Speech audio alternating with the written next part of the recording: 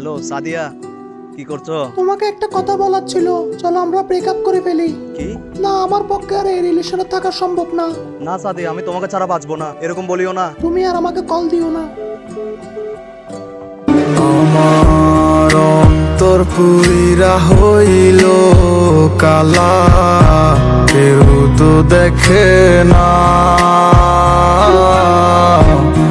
কত সুখে আছি আমি, তুমি জানো না। ভাই চিন্তা করি না, যে একটা গেলে আরেকটা আসবে। আমার মন ভেঙে গেছে আর তুই মজা লস। বন্ধু দেখ, দীপালি এলাকার নতুন মেয়ে। আমাদের বন্ধুর ব্রেকআপ হয়ে গেছে, তুই এখনো মেয়ে নিয়ে পড়ে আসস।